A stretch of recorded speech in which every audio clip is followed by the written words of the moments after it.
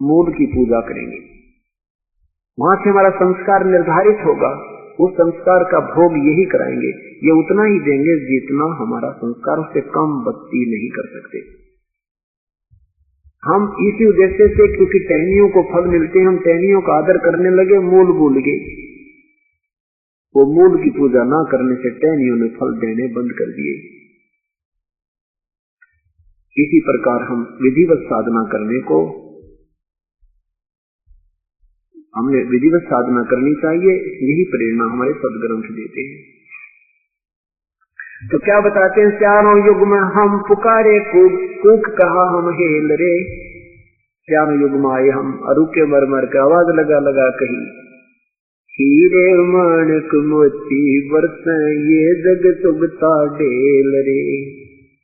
हीरे और मोती हम बरसान लग रहे, हम वास्तविक ज्ञान, स्वास्थ्विक भक्ति, तत्व ज्ञान दे रहे हैं, और तुम इन ग्रंथ कथाओं, लोक वेद के आधार पर साधना और इन आन उपासना में लगे हो, तुम डले ढो रहे हो। अब धर्मदास जी से परमात्मा क्या बता रहे हैं कि धर्मदास, मैं चारों युग में आता हूं, और ये ब्रह्मांड रचने से पहले भी मैं विद्यमान था, मेरा नाम कबीर देव है। इसी परमात्मा का उपमात्मक नाम अनामी पुरुष, अगम पुरुष, अलख पुरुष, अपने अपने द्वीपों में सतपुरुष, सतलोक में, ये उपमात्मक नाम होते हैं।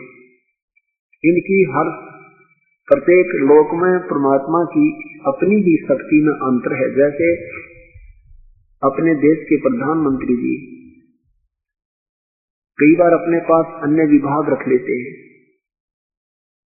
और जब उन अन्य विभागों के दस्तावेजों पर वो हस्ताक्षर करते हैं तो वहां लिखते हैं मंत्री, साइन वही होते हैं, लेकिन उस हैसियत से, जो मंत्री की हैसियत से दस्तखत करते हैं, तो प्रधानमंत्री वाली हैसियत वाले दस्तकों से वो बहुत कम होते हैं। उसमें वो मंत्री की पावर जो प्रयोग करते हैं, तो उनमें वो पावर प्रधानमंत्री वाली वहां काम नहीं कर सकती। ऐसे ही आदमी वही, व्यक्ति वही है, लेकिन अपने अपने स्थान पर उसकी शक्ति मंत्र होता चला जाता है। ऐसे अनामी पुरुष, पूर्ण परमात्मा का अनामी पुरुष, यानी ये नाम उपमात्मक है, पद का नाम है, और सै वो कबीर देव ही। तो वहां अनामी पुरुष के एक रोमकूप में असंख्य सूर्य मिला दे, इतनी चांदना, इतनी रोशनी एक रोमकूप की, और अगम पुरुष में शंख, खरब सूर्य और खरब चांद मिला दे, इतनी उसकी रोमकूप में शोभा है। और फिर अलख पुरुष, अलख लोक में अरब सूर्य मिला दे, अरब ही चांद, वो चंद्रमा, इतनी उसके रोमकूप की शोभा है। और सतलोक में करोड़ सूर्य, करोड़ चंद्रमा मिला दे, ऐसा हल्का, उससे कम तेज का शरीर आ गया। उस अनामी पुरुष वाले शरीर है परमात्मा वही। और जब वो यहाँ मृत लोक में आता, तो हल्का तेज पुंज का शरीर बनाकर उसके वो यहाँ प्रकट होता है। जब कबीर रूप में आए थे और महापुरुषों ने सतलोक में देखा, फिर यहाँ बताया, देखा, फिर कहा था ये कबीर परमात्मा, ये हक्का कबीर, ये बैठा धानक रूप रहा करता। आदरणीय नानक साहब जी ने भी यही कहा था। ये गिरिदास साहब ने कहा कि सत कबीर नाम करता का, उसका परमेश्वर का नाम सत कबीर है। ऐसे आदरणीय नानक साहब जी ने कहा कि हक्का कबीर करीम तू, हक्का कबीर माने सत कबीर, करीम माने दयालु, मेहरबान, हक्का कबीर करीम तू, बेऐब परवरदिगार, निर्विकार प्रभु। तो चारों युगों में आते हैं परमात्मा। सतयुग में जब ये आए प्रभु, तो इनका नाम सत सुकृत था, और त्रेता में आए तो नाम मुनिंदर था प्रभु का।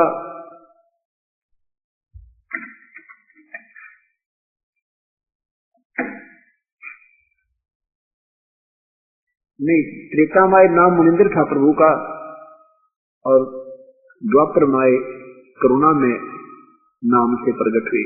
वही कबीर देव अपना नामांतर करके, रूपांतर करके, और यहाँ आते हैं, अपने द्वारा रची हुई सृष्टि को ठीक ठीक वही बताते हैं। और कलयुग में उस परमेश्वर का नाम कबीर देव रहेगा, जो ओरिजिनल नाम है। ये ऐसा क्यों किया मालिक ने? कि इस एक बार कबीर वैसे भी स्वभावत कोई बोल देगा ना तो भी पुण्य का भागी बनता है। और हम इतने पाप हो गए हमारे कि इतना सब क्रिया करके भी अब हमारा लेवल भक्ति का और हमारे पुण्यों का बहुत देर से उभारा पाओगा। सतयुग में हम ठाठ करे, अपने पुण्य कमाई खाई खर्ची खूब मौज किया, उसके बाद हम त्रेता में भी रहे हैं, हम द्वापर में भी रहे, और हम अब कलयुग में अब दुर्गति को प्राप्त हो गए। अब हमारी वो सारी बैटरी डिस्चार्ज होती और हमारे पुण्य कम हो गए, पापों का ढेर बहुत बन गया। जो पुण्यात्मा सीधे परमात्मा मनुष्य शरीर से आए हैं वो सत भक्ति को तुरंत ग्रहण करते हैं, ये लक्षण है। आपके पहले भी मानव शरीर होते आ रहे हैं, आपके अंदर तड़प थी, आप घूम रहे थे, कोई मंदिर मस्जिद गुरुद्वारों में, कोई व्रत की ओट लेकर के, कोई किसी देव की को किसी प्रकार की आप प्रयत्न कर रहे थे। और जो अन्य प्राणियों के जोनी से आए हैं वो भक्ति नहीं करते, वो तो घर वाले के तो भी नहीं करते, वो मौज मारते हैं कि बस ठाठ है, क्या किसी ने देखा भगवान, कहाँ है भगवान। वो प्राणी ऐसे होते हैं। हाँ, वो भी लग सकते हैं, अगर उनको बार बार समझाया जाए फिर कोई ऐसी भयंकर आपत्ति आ जाएगी, क्योंकि कर्महीन इंसान ही प्रभु से दूर रहता है। हो सकता वो भी इसके लिए वरदान बन जाए। जैसे काकभूषण का पूरे परिवार का विनाश होने के उपरांत ही उसकी 6 महीने के बाद बुद्धि में परिवर्तन हुआ, वो कलम प्रारंभ हुई, वहां से भक्ति का बीज पड़ा, फिर वो धीरे धीरे करता रहा, फिर एक परमात्मा किसी युग में पूर्ण ब्रह्म मिले उसको, फिर उसका उद्धार किया। सतयुग में जब परमेश्वर आए, ब्रह्मा जी से भी मिलते हैं, उनको पुनर्याद दिलाते हैं, लेकिन वो नहीं मानते हैं। ब्रह्मा विष्णु महेश से मिलते हैं, फिर नीचे आते हैं, आए तो ये ऋषियों को भी समझाया, सभी मनु जैसे महाराज को भी बताया कि ये वो परमात्मा कोई और है, वेद उसका गुणगान करते हैं, लेकिन मनु जी ने उनको नहीं स्वीकार किया। परमेश्वर का नाम वामदेव रख दिया, वामदेव, एक दायां हाथ एक बामा, वामा, वामा हाथ उल्टे को कहते हैं, दायां हाथ सीधे हाथ को कहते हैं। तो उल्टा ज्ञान प्रचार करने वाला व्यंग्यात्मक नाम उन ऋषियों ने परमेश्वर का निकाल दिया। परमेश्वर सच बता रहे हैं कि ये अर्थ नहीं बनता जो वेदों का तुम निष्कर्ष निकाल रहे हो, वो परमात्मा कबीर देव है, वो शरीर है और मैं उसका संदेश वाहक बनकर आया हूँ, मैं सही ज्ञान बता रहा हूँ। अपनी डबल रोल कर रहे हैं परमात्मा। लेकिन उन ऋषियों ने मजाक बनाना शुरू कर दिया, ये वामदेव, ये वो आ गया वामदेव। वामदेव मीन उल्टा ज्ञान प्रचारक। और कहते हम कहें सही ये मानने, कहें भली ये मानने बुरी, यही परीक्षा नीच, और जितनी धोवे कच्ची दीवार को उतनी हो जा कीच। कुदरती बात होती है कि जैसे कच्ची दीवार पहले होती थी, उनको धोने से गारा ही बनती चली जाती है। वो ज्ञानहीन प्राणी थे, उनको समझाने से उल्टे गिरते रहे और भगवान का मजाक बना लिया। एक दिन गरुड़ देव मिले परमात्मा को, गरुड़ जी को समझाया, गरुड़ जी को पूरा ज्ञान समझाया और काफी देर तक गुरुदेव ने प्रभु का ज्ञान सुना, फिर उपदेश प्राप्त किया गुरुदेव ने, गुरु जी ने। अब जब पूर्ण ज्ञान गुरु जी को हो गया कि भी ये ब्रह्मा विष्णु महेश इतने समर्थ नहीं है जितने हम मान बैठे थे। एक दिन क्या हुआ कि इस गरुड़ जी ने ब्रह्मा जी से कहा कि आपकी पावर इतनी नहीं है, क्योंकि ये ब्रह्मा जी अन्य देवताओं को, ऋषियों को प्रचार कर रहे थे वेद का, और मैं ये कर देता हूँ, हमारी इतनी पावर है, हम ये कर देता हूँ, मैं सृष्टि रचता हूँ, फलाना करता हूँ। गरुड़ जी खड़े होकर कहने लगे महापुरुष कि हे भगवान, आपकी पावर नहीं है, आप स्वयं नाशवान हो, आपकी जन्म मृत्यु होती है, आपको स्वयं मालूम नहीं आप कहाँ से उत्पन्न होगे, आप समर्थ कहाँ से हो। वो परमात्मा कोई और है, वो सर्वशक्तिमान है। अब वो ब्रह्मा जी ने कहा भी तो तेरा का दिमाग खराब हो गया गरुड़, तू कैसी बातें कह रहा है? नहीं जी मैं सही कह रहा हूं। ब्रह्मा जी ने विष्णु जी को बुला दिया कि ये आपका वाहन ये क्या बोल रहा है हमारे विषय में। तो गुरु जी ने उनसे भी कहा कि आप समर्थ नहीं हो, आपकी जन्म मृत्यु होती है, आपकी पावर सीमित है, वो परमात्मा भी सीमित पावर का है, उसकी पावरलेस उसकी जो ना एंडलेस पावर है, इन्फिनिटी शक्ति है और वो सबका मालिक कोई और है। फिर शिव जी को बुला लिया, शिव तीनों ने वहां हंगामा डाल दिया। गरुड़ जी कहने लगे आपको नहीं यकीन होता है तो माता जी से पूछो, दुर्गा के पास पहुंचे चारों के चारों। और गुरुदेव ने कहा माता सच बताना, आज आप पंचायत के अंदर खड़ी हो, हमारी एक अर्ज है आपसे। तब उसने माता ने कहा भाई वो शक्ति कुछ न्यारी है, गरुड़ झूठ नहीं बोल रहा। तो तीनों ने कहने लगे गरुड़ और माता जी की एक सलाह होगी है, ये ऐसे अपनी अपनी हाँक रहे हैं और हम जो चाहे तो कर सकते हैं। गरुड़ बोल तेरा क्या काम है। वहां से उठकर विष्णु जी के लोक में आकर तीनों विराजमान हो गए। गरुड़ जी ने कहा कि एक पाताल लोक में एक बालक की मृत्यु हो गई है, उसकी आगे जीवन शेष नहीं है और आप उसको जीवित कर दोगे। गरुड़ कहा कि ला कहा वो बच्चा। नीचे से पाताल लोक से लेकर के गरुड़ जी उसके पास पहुंचे और कहा कि ये करो इस बालक को जीवित। अब उन्होंने धर्मराज बुला लिया, ब्रह्मा विष्णु महेश ने धर्मराज को बुला लिया। वहीं पर धर्मराज से प्रार्थना की कि इस बच्चे का जीवन बढ़ा दो। धर्मराज ने कहा नहीं, इसका आगे मनुष्य जीवन शेष नहीं है, इसका जीवन बढ़वाना है तो आप अपना जीवन दे दीजिए। कोई सा अपना जीवन कौन दे, इतना कौन शर्मा दर्द करे। तो कहने लगा ये जीवित नहीं हो सकता, ये तो परमेश्वर के हाथ में बात है। तो क्या बताते हैं, मुक्ति का मार्ग जोर है, कोई देखो सत्संग करके, कोई देखो सत्संग करके, कोई देखो सत्संग करके, मुक्ति का मार्ग जोर, कोई देखो सत्संग करके। अब क्या बताते हैं आपको, एक परमात्मा के विषय में शब्द सुनाते हैं। सत्संग किया था बजरंगी ने मुनींद्र जी के संग में, सत्संग किया था बजरंगी ने मुनींद्र जी के संग में। कहे मुनींद्र सुनो हनुमाना, तुम उड़ गए झूठे रंग में। कहे मुनींद्र सुनो हनुमाना, तुम उड़ गए झूठे रंग में। ये 30 करोड़ राम हो जालिए जीत जीत के जंग ने। ये 30 करोड़ राम हो जालिए जीत जीत के जंग ने।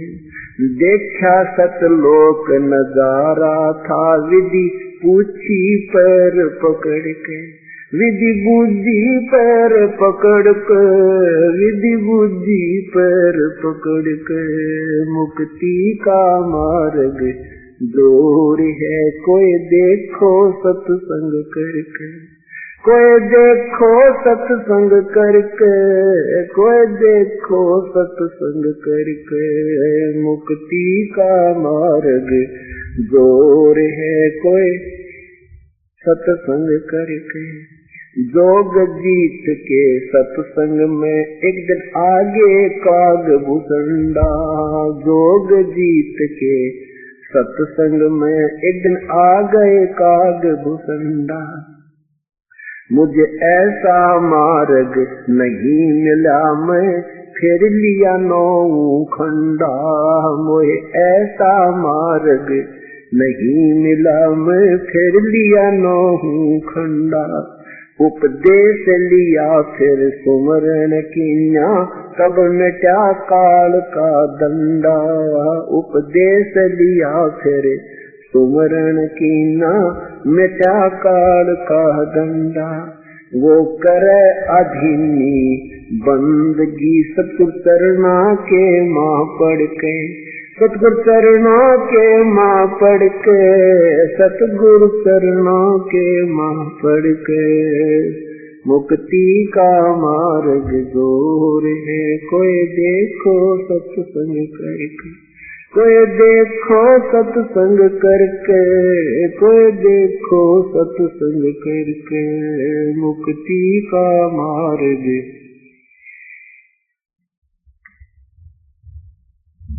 सत्संग किया था, सत्संग किया था परमेश्वर से पक्षी राज गरुड़ में। सत्संग किया था परमेश्वर से पक्षी राज गरुड़ ने। कह सत सुकृत के स्वाद बतावे, यो गूंगा खा के गुड़ ने। कह सत सुकृत के स्वाद बतावे, गूंगा खा के गुड़ ने। अकड़ घनी थी ज्ञान की, फिर लागी गर्दन मुड़ने। अकड़ घनी थी ज्ञान की, फिर लागी गर्दन मुड़ने। उपदेश लिया था सतगुरु जी से, उपदेश लेवे सतुपदेश लेवे सतगुरु जी से। तब सुरत अगम को सरके, तब सुरत अगम को सरके, तब सुरत अगम को सरके। मुक्ति का मार्ग जोर है, कोई देखो सत्संग करके, कोई देखो सत्संग करके। कोई साहेब कबीर ने नानक जी से कही अगम की वाणी। साहेब कबीर ने नानक जी से कही अगम की वाणी। कह नानक मैं तो वाको मानू, जाकी जोत स्वरूप निशानी। कह नानक मैं तो वाको मानू, जिसकी जोत स्वरूप निशानी। देखी सतलोक की चांदनी, तब वह ज्योति फीकी मानी। देखी सतलोक की रोशनी, तब ज्योति फीकी जानी। वाहे गुरु सत नाम कहा था, उन गणी उमंग मर के, उन गणी उमंग मर के, उन गणी उमंग मर के। मुक्ति का मार्ग जोर है, कोई देखो सत्संग करके, कोई देखो सत्संग करके। कोई करके मुक्ति का मार्ग जोर है, कोई।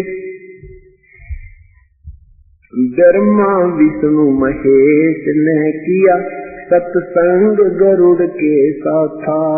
ब्रह्मा विष्णु महेश ने किया सत्संग गरुड़ के साथा। तीनों देवा यूं कहने लगे, हम सर्व लोक विदाता। ये तीनों देवता यूं कहने लगे, हम सर्व लोक विदाता। गरुड़ कहे ये बालक मर गया, इसे जीवा दो दाता। गरुड़ कहे ये बालक मर गया, इसे जीवा दो दाता। नहीं जिया तब कहने लगे, ये तो हाथ परम ईश्वर के, ये तो हाथ परम ईश्वर के, ये तो हाथ परम ईश्वर के। मुक्ति का मार्ग जोर है, कोई देखो सत्संग करके, कोई देखो सत्संग करके। कोई करके मुक्ति का मार्ग जोर है, कोई। साहेब कबीर के सत्संग में एक दिन आगे गोरखनाथ था। साहेब कबीर के सत्संग में एक दिन आ गए गोरखनाथा, वो सिद्धि बल से बोलता सतगुरु कहें ज्ञान की बाता। वो सिद्धि बल से बोलता सतगुरु कहें ज्ञान की बाता। जब पूर्ण सिद्धि दिखलाई तब नाथ जी रगड़ा माथा। जब पूर्ण सिद्धि दिखलाई तब नाथ जी रगड़ा माथा। गोरख ने वेद शब्द का पाया, सतगुर चरणा बीच पसर के। सतगुर चरणा बीच पसर के, सतगुर चरणों बीच पसर के। मुक्ति का मार्ग जोर है, कोई देखो सत्संग करके, कोई देखो सत्संग करके। कोई मुक्ति का मार्ग दूर है, कोई देखो। सत्संग हुआ था सामन के घर पे, कैसी हुई सतगुरु मेहमानी। सत्संग हुआ सामन के घर पे, किसी हुई सतगुरु मेहमानी। अन्न नहीं था प्रसाद को तब चोरी करने की ठानी। अन्न नहीं था प्रसाद को तब चोरी करने की ठानी। सतगुरु सेवा कारण ले सम लड़के की परानी। सतगुरु सेवा कारण ले सम लड़के की परानी। भगत वो पाला जीत गए जो हुए आश्रय सतगुरु के। जो हुए आश्रय सतगुरु के, जो हुए आश्रय सतगुरु के। मुक्ति का मार्ग जोर है, कोई देखो सत्संग करके, कोई देखो सत्संग करके। कोई है मुक्ति का मार्ग जोर है, कोई। मान गुमान छोड़ मेरे मनवा, तत्व भेद तब दर्शे। ये मान गुमान छोड़ मेरे मनवा, तत्व भेद तब दर्शे। प्रेम भाव सतगुरु में हो जा, तब सहज अमृत बरसे। प्रेम भाव जब सतगुरु में होवे, सहज अमृत बरसे। जिन सार शब्द पाया नहीं वो, सतलोक जानन तरसे। जिन सार शब्द पाया नहीं वो, सतलोक जानन तरसे। राम पाल मुक्ति को पाले, हरदम सतगुरु नाम सुमर के। हरदम सतगुरु नाम सुमर के, हरदम सतगुरु नाम सुमर के। मुक्ति का मार्ग जोर है, कोई देखो सत्संग करके, कोई देखो सत्संग करके। कोई सत्संग करके मुक्ति का मार्ग जोर है, देखो सत्संग करे सत्साही। पहले तो गरुड़ जी ही नहीं मान रहे थे प्रभु की वाणी को। पुण्यात्मा, आज वही सिलसिला पुनः शुरू हो रहा है। प्रथम बार हम किसी को बताते हैं तो कभी नहीं मानता, बिल्कुल हमारी बात को असत्य कहता है। फिर ध्यान से सुनता है, प्रमाण देखता है, फिर दांतों तले उंगली दबा लेता है और हमारा अनुयायी हो जाता है। फिर कहता है, भगवान यो ज्ञान तो मुझे कभी नहीं सुना। मैं राधा स्वामी सत्संग में गा लिया, धन धन सतगुरु को गा लिया, निरंकारियों के भी गा लिया, बालेश्वर जी के भी गा लिया, सतपाल जी के भी देखा, जय गुरुदेव भी सारा देख लिया। भगवान ये ज्ञान तो हमने आज तक कभी नहीं मिला। ऐसे ही सतयुग में परमेश्वर आए थे, उस समय गरुड़ जी से मिले थे। पहले गरुड़ जी ना माने, फिर गरुड़ को समझाया, पूरा ज्ञान समझाया, पूरी सतिथि से अवगत कराया, फिर माने गरुड़ जी। पहले अपने आप को बहुत ज्ञानी मानता इंसान, जिसने जहाँ तक का ज्ञान प्राप्त है। उसके बाद गरुड़ जी समझाता है अन्यों को, फिर वो मानते ना। ब्रह्मा विष्णु महेश नहीं मान रहे, फिर जब उनके सामने प्रमाण लाके रख दिया, फिर बोले ये तो हाथ परमेश्वर का है, ये तो परमेश्वर के हाथ में भाई। यानी ऐसा सबकी स्थिति ऐसी है, क्योंकि वो भी प्राणी है, ब्रह्मा विष्णु महेश भी एक जीव है आप जैसे ही, लेकिन वो पुण्य कर्मी ज्यादा थे, उनमें शक्ति ज्यादा होगी, उन्हीं की शक्ति उन्हीं को देखकर प्रधान बना दिया। अब यहाँ कोई मंत्री बना है, मुख्यमंत्री बना है, राजा बना, उसी की कमाई से उसको उठाकर वहां बैठा दिया, उसके संस्कार में आगे भविष्य की तैयारी नहीं है, तो दोनों जीरो है। हाँ, जब तक उन इस पद पर है, उनके पास पावर है, फिर वो कुछ नहीं है। बैटरी डिस्चार्ज होने के बाद जैसे चींटी की पंख कट जाती हैं, जो पंख है तब तक वो उड़ती है, और पंख खत्म हो जाती है, उसका समय है, फिर वो चींटी की चींटी होती है। ऐसे फिर ये जब इनकी सारी कमाई समाप्त हो जाएगी, तो ये भी आप जैसे जीव ही है। और ये जीव की वही वृत्ति है कि अपनी हार माननी नहीं, और परमात्मा की वृत्ति है हार मना कर छोड़ देगा। परमात्मा उसी को पसंद करता है जो हार जाता है। रावण नहीं माना था, रावण की दुर्गति हुई। जो हार जाता है, जो समर्पण कर देता है, उसी की मदद प्रभु करता है। जैसे द्रौपदी को पहले अहम था कि मेरे 500 पांडव कृष्ण जैसे भगवान मेरे साथ हैं, क्या मेरा कुछ नहीं, ये नहीं हो सकता।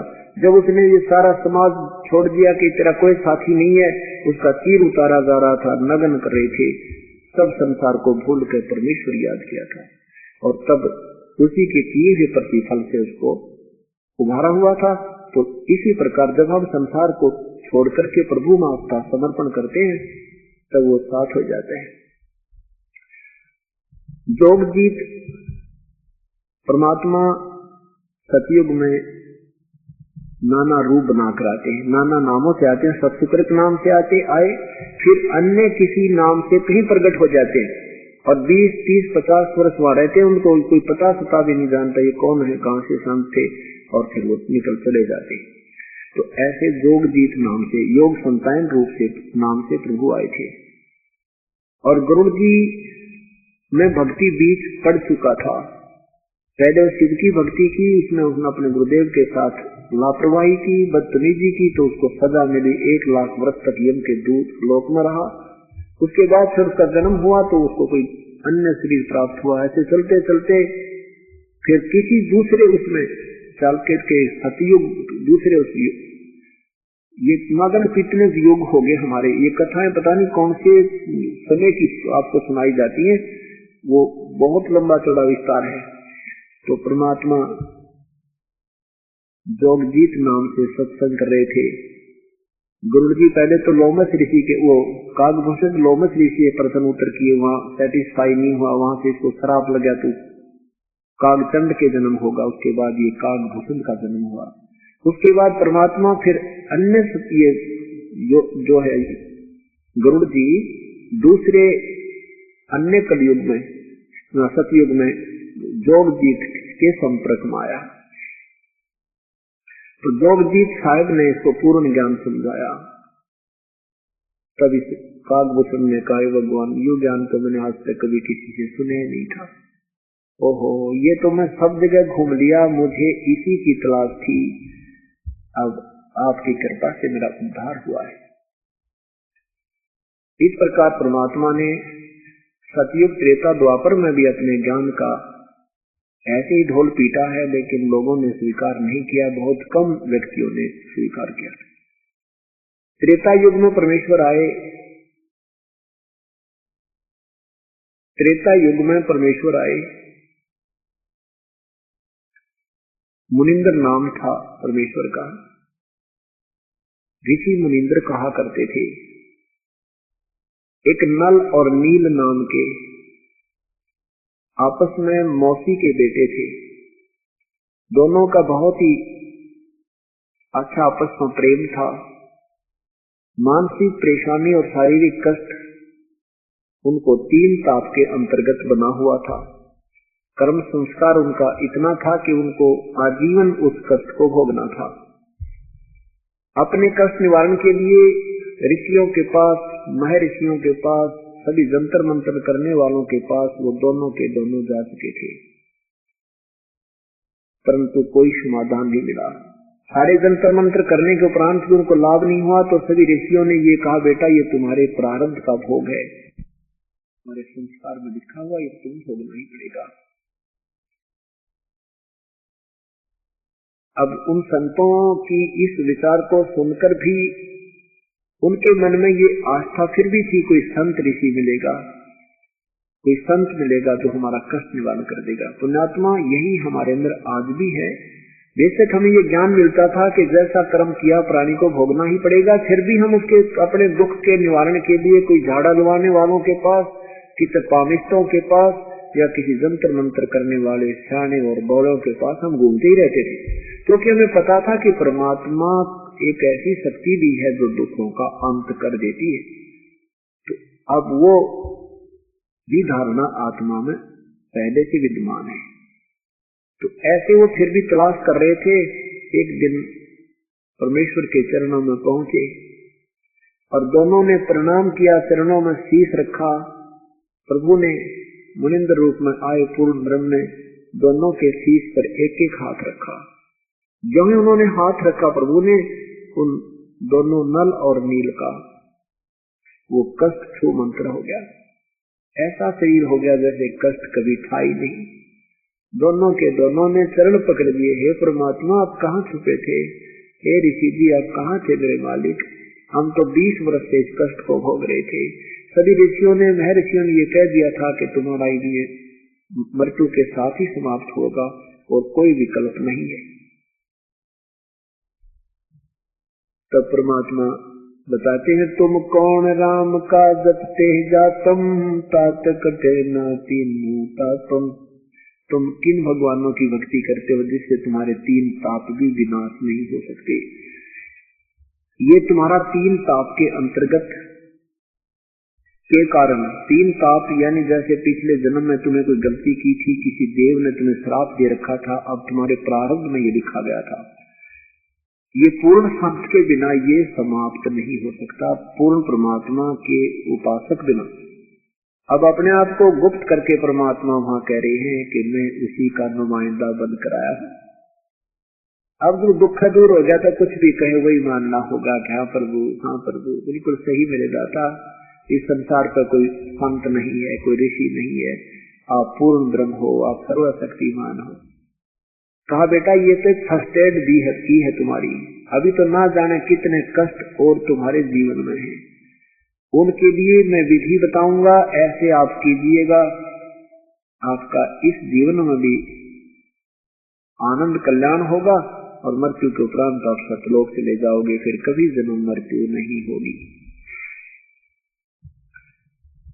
अब तो कहना ही क्या था, दोनों ने उपदेश ले लिया और कहा बेटा यहाँ सेवा करना, बर्तनों की सफाई, बर्तन साफ करना और जितना भी हो सके अपने शारीरिक सेवा करना। इस मिट्टी को लगा दो भगवान के चरणों में, इसका कुछ नहीं बनना, इस मिट्टी का ये 5 फुटों का पुतला फूंक दिया जाएगा।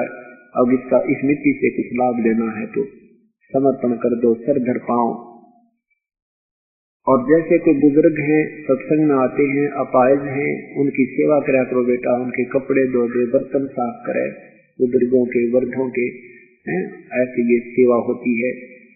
तो उन्होंने गुरुदेव की आज्ञा, उनको तो था, कहते हैं ना, जैसे सुना करते थे भाई ये तो प्रारब्ध का कर्म है, ये तो भोगना पड़ेगा, भाई आगे भक्ति करो, आगे तुम्हें कष्ट नहीं होंगे।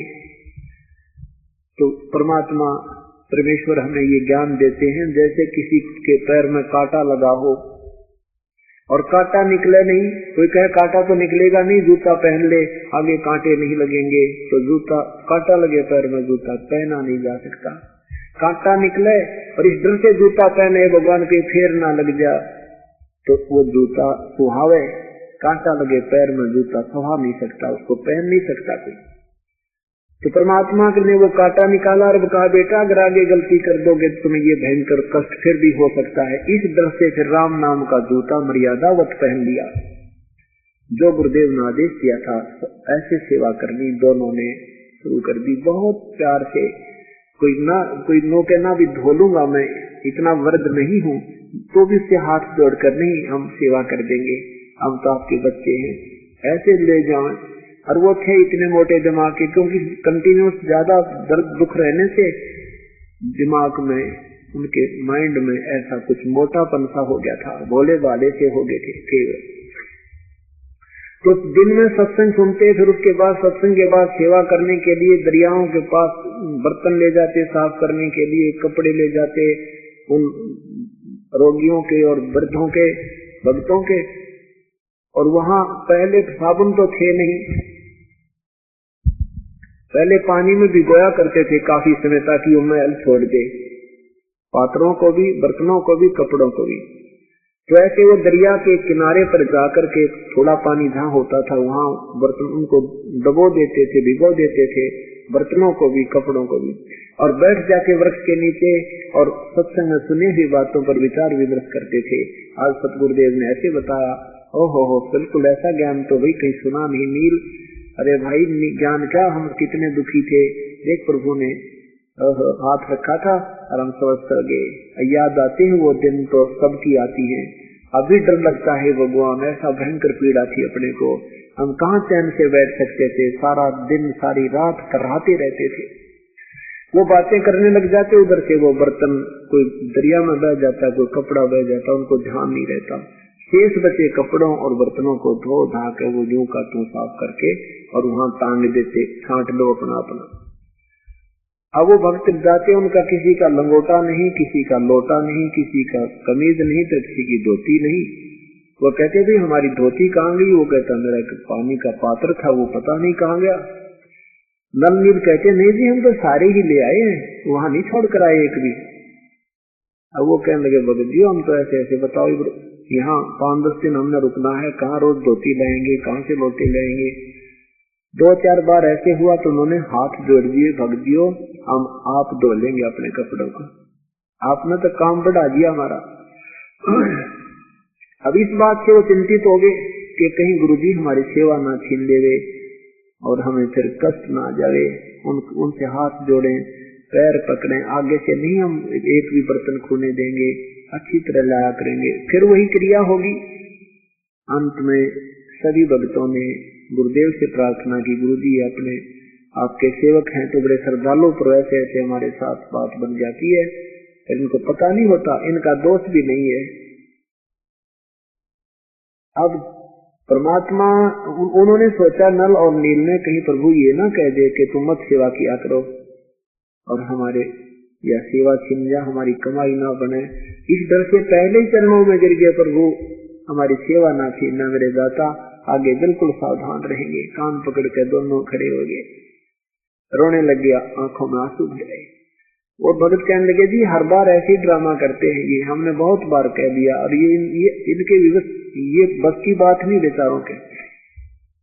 तो परमेश्वर ने दोनों तरफ की बात सुनकर कहा भाई कोई बात नहीं, सेवा करो बेटा, पर आज से मैं तुम्हें आशीर्वाद देता हूँ, तुम्हारे हाथ से कोई बर्तन, लोहा, पत्थर, कुछ भी, कपड़ा किसी प्रकार का भी क्यों न हो, पानी में तैरता रहेगा, डूबेगा नहीं। अब वो कपड़े धोने जाते हैं, बर्तन लेकर जाते हैं, पानी का बर्तन भरकर पानी पर रख देते हैं, कांसी के बेले को, पात्र, कांसी का पात्र कभी नहीं ठहर सकता पानी पर, से कितना भर कर रख दो, फिर खाली भी रख दो, तो वो ऊपर रख देते तो भी ऊपर तैरता रहता। ऐसे कोई पत्थर भी, जैसे कोई ईंट रख देते, पत्थर रख देते, वो भी तैरता रहता। तो वो समस्या हल होगी कि वो सेवा करते थे तो पात्र गुम हो जाते थे, कपड़े वो फिर पानी में वहीं रहते थे, तैरते रहते थे, डूबते नहीं थे और बहते नहीं थे। इस प्रकार परमात्मा अपने हंसों के कल्याण करने के लिए समय समय पर आते रहे। यदि परमेश्वर नहीं आते तो यहाँ परमात्मा की आस्था बिल्कुल समाप्त हो जाती। काल तो चाहता है कि भक्तिहीन हो जाए, इनकी अश्रद्धा हो जाए प्रभु में, लेकिन परमात्मा पूर्ण ब्रह्म होने नहीं देता। अब धीरे धीरे आपको तत्व ज्ञान होगा तो पता चलेगा कि ये कहानी क्या थी, ये कौन है ये सब खेल करने वाला।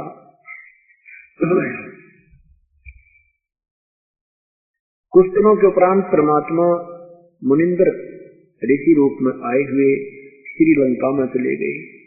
वहां पर एक चंद्र विजय नाम के भाट थे और चंद्रविजय राजा रावण के दरबार में जाता था, उनको चुटकुले सुना सुना के उनकी महिमा गा गा कर राजा को प्रसन्न करता था और रावण उसको कुछ दान दक्षिणा दे देता था। चंद्रविजय की धर्मपत्नी करमवती वो मंदोदरी रानी के पास जाती थी, उसको हंसी मजाक के चुटकुले अच्छे और बुरे गंदे मंदे सुना करके प्रसन्न रखा करती थी, उसका जो मनोरंजन कराया करती थी।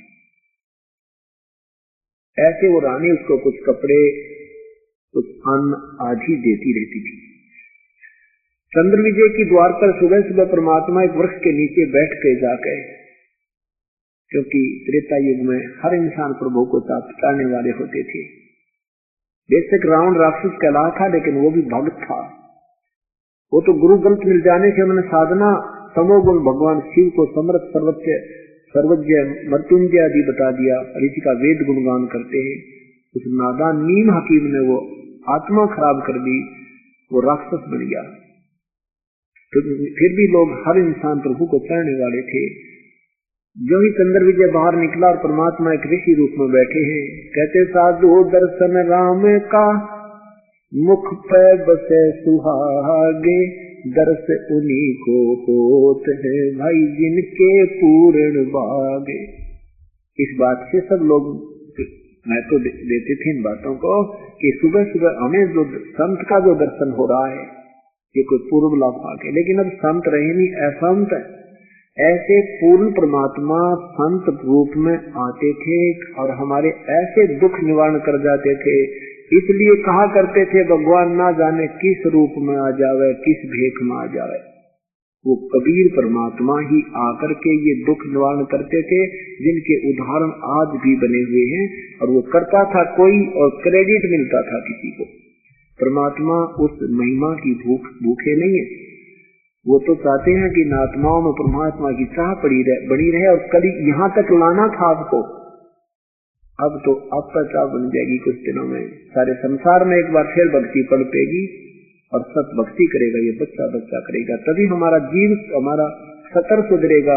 अब तो भाई बहन को नहीं देख कर राजी, बहन भाई को देख कर प्रसन्न नहीं, बाप बेटे का झगड़ा, भाई भाइयों का झगड़ा, केवल माया उद्देश्य हो गया। और जब हम परमात्मा के चरणों में आएंगे, ये ज्ञान समझ में आएगा, फिर हम लूटेंगे नहीं किसी को, हम लौटाएंगे और फिर हम सुखी हो जाएंगे। हम नहीं किसी की आत्मा दुखाएंगे, क्योंकि हमें ये बात से परिचित हो जाएंगे कि तुमने उस दरगाह का मैल नहीं देखा और धर्मराज के तिल तिल का देखा। कि हम जो मन से भी कोई बुरा सोचेंगे तो भी वहां प्रिंट पाओगा अपना करना, तो करने किया हुआ तो मिलेगा, सोचा हुआ भी मिलेगा। तो इसलिए हम तन से मन से अंदर से अपने विकारों को बाहर रख देंगे और हम किसी को दुखी नहीं करेंगे। हमें पता चल जाए, परमात्मा का ये ज्ञान हो जाएगा। घर को 3.5 हाथ बाई गणा तो 4.25 कह कबीर अधिका गहे वाह को नहीं विचारे। अब एक कोठी बना ली, 2 बना ली, तीसरी और बना लो, लाखों रुपए ला दिए। और उस एक कहते हैं घर तो इतना बचेरा 3.5 हाथ का और घना 4.25, यानी कम से कम स्थान पर हम अपना निवास करके अपना टाइम पास करने की चेष्टा करेंगे, जिससे हमारा 90% समस्या हल हो जाएगी और 90% दुख दूर हो जाएगा। फिर हम लड़की और लड़के के ब्याह में शादी में नग रखे कुकुरम पाठ लेते हैं। फिर हम बिल्कुल सीमित खर्च करेंगे, बहुत सीमित। और क्योंकि सत्संगी अपने उपदेशियों में शादी होगी, दोनों तरफ समझे हुए होंगे, वो कहेंगे हमें केवल कन्या दे दो, तो वो प्रसन्न होंगे। और ये सब बात के, ये सब बरात के, आने और जाने के सब झंझट मिट जाएंगे। अब आधे से ज्यादा सिरदर्द ये बना दिया हमने, देखा एक का अच्छा ब्योत है, उसके पास पैसे हैं, उसने लड़की के गाँव में लाख रुपया ला दिया।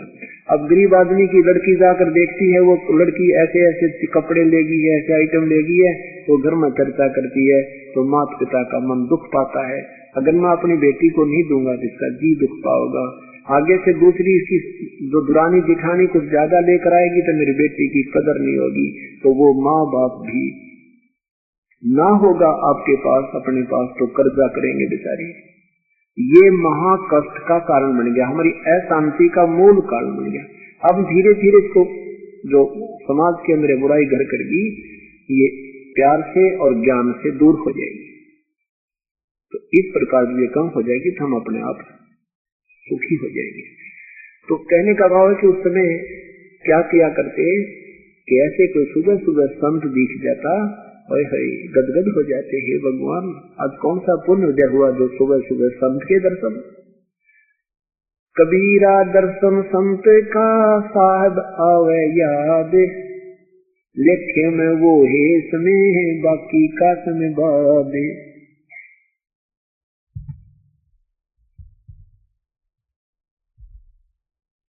जिन मिलते सुख उपजे मृत कोटि उपादे, भवन चतुर्दश ढूंढियो इसे परम स्नेही साहबे।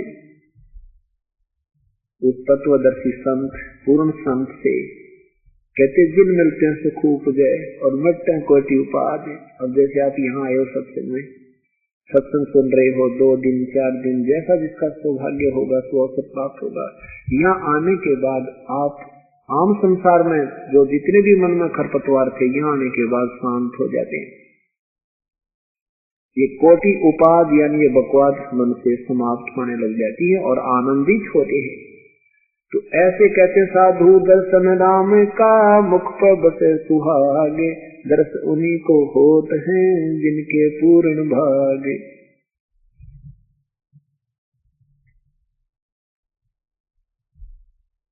अब चंद्र विजय जी ने देखा कि वो ये तो महात्मा बैठे हैं, चरणों में प्रणाम किया।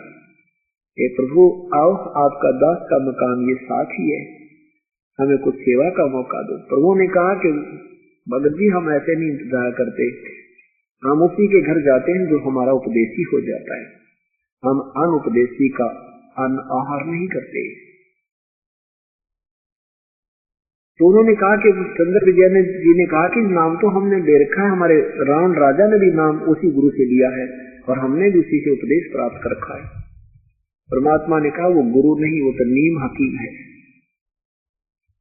उसने गलत ज्ञान दिया है, रावण को उसने राक्षस बना डाला, तुम्हारे राजा को उसने मिसगाइड कर दिया। और ये भगवान शिव मृत्युंजय सर्वेश्वर महेश्वर नहीं है, ये तुम्हें भूल पड़ी है। पूरी कथा सुनाई, सृष्टि रचना सुनाई। सुबह सुबह आदमी वैसे भी निर्मल होती है आत्मा, और बहुत प्यार से 2 घंटे वो सारी कहानी सुनाई। चंद्र विजय कहने लगे भगवान ये तो मैंने बहुत ऋषियों से कथाएं सुन ली हैं, और हमारे राजा के पास भी और गुरु जी कथा करते थे। ये परमात्मा ये ज्ञान तो आज तक किसी ने बताया नहीं। चंद्र विजय ने दूसरी ज्यादा समय नहीं लगा और चरणों में समर्पण कर दिया और नाम ले लिया। परमात्मा को द्वार घर पर ले गए, सारे परिवार को पालन कर दिया कि आज भगवान आए हैं।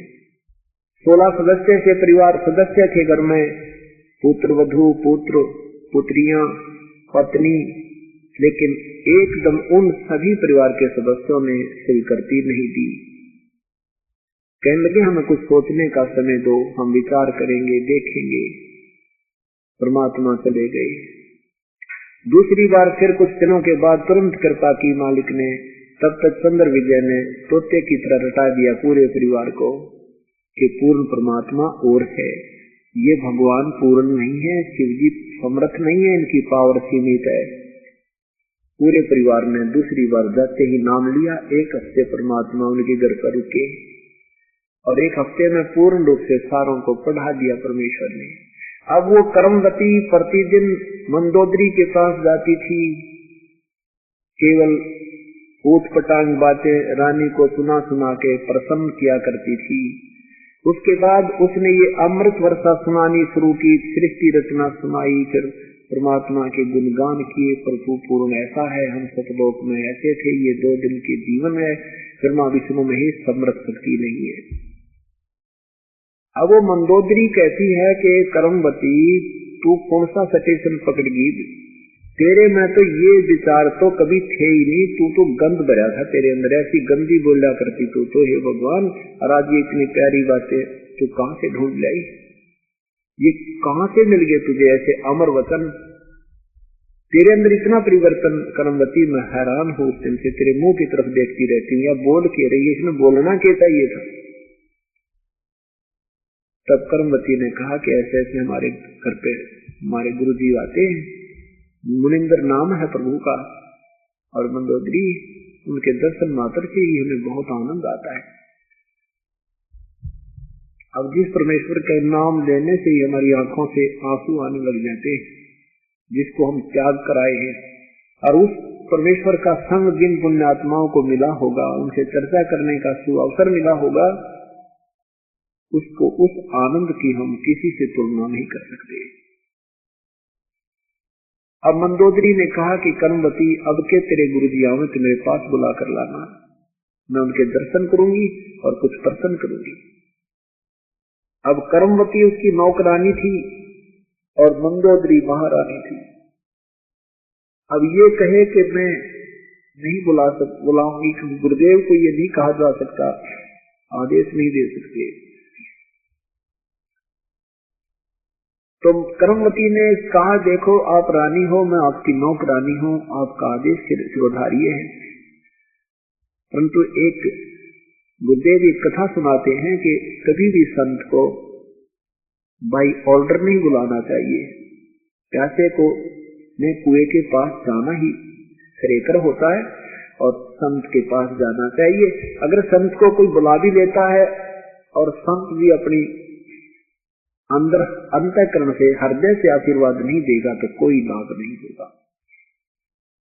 मंदोदरी इस बात से अवगत हो गई और कहा, ठीक है बहन मत बुला के लाना, अब क्या आपके गुरुजी आए तो मुझे बुला लाना, मुझे संदेश दे देना, मैं आप आ जाऊंगी।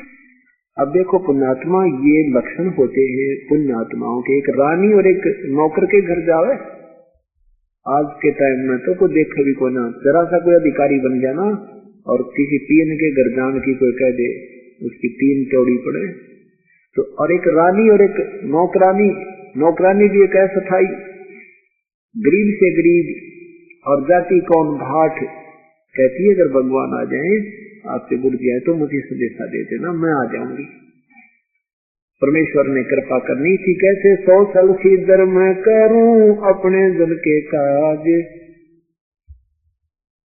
अपने जीव के लिए ना जरा मैं के छलछिद्र करता हूँ।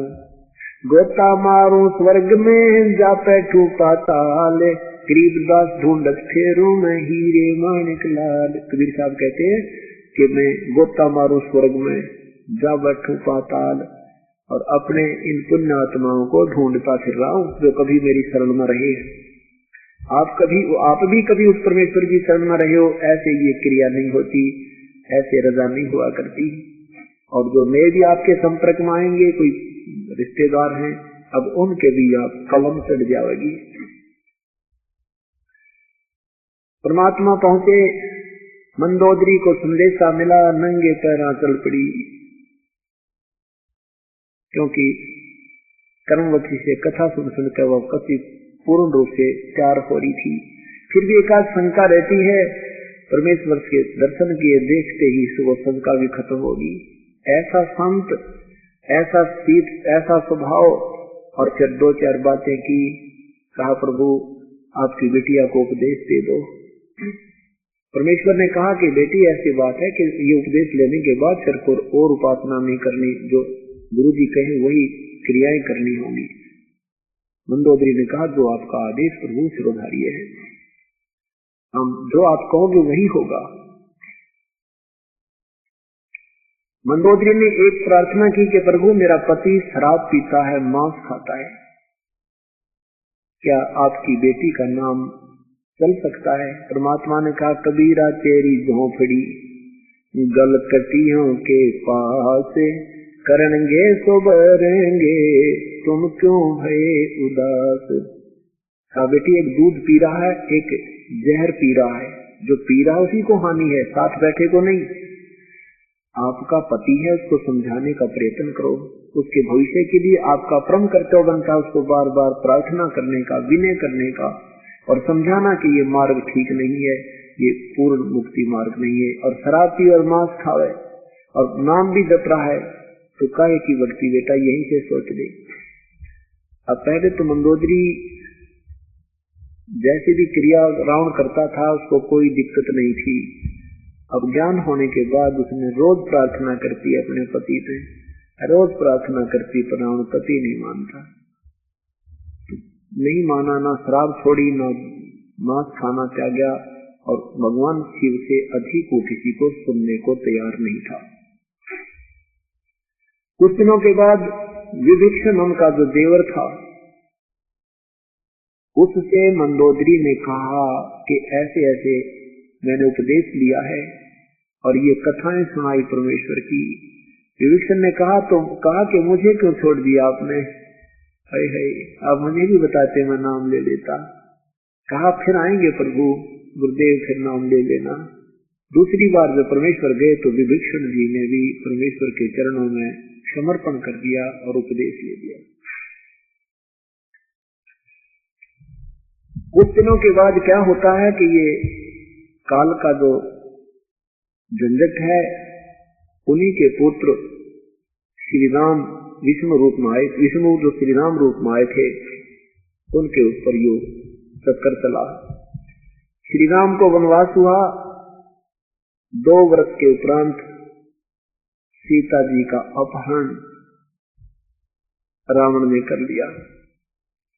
जब ही सीता जी का अपहरण करके रावण अपने घर पे ले आया तो मंदोदरी ने अपने गुरुदेव से कहा, हे गुरुदेव, मेरे पति ने एक बहुत बड़ा गलत काम किया हुआ है, मेरी आत्मा रोती रहती है, वो किसी पर स्त्री को उठा लाया है, उसको बाग में रखा है। हे परमेश्वर, आज तक मैंने ऐसा दुख नहीं देखा था, मेरी एक नहीं मानता। हे प्रभु, कुछ आप उसे कहो दाता, उस स्त्री को जिसकी है दे आवे।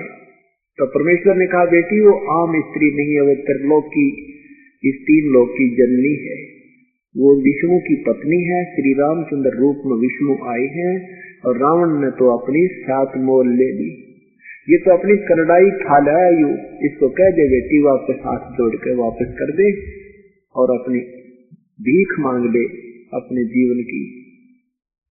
ये आम औरत नहीं है। अब मंदोदरी को और चिंता होगी, हे भगवान।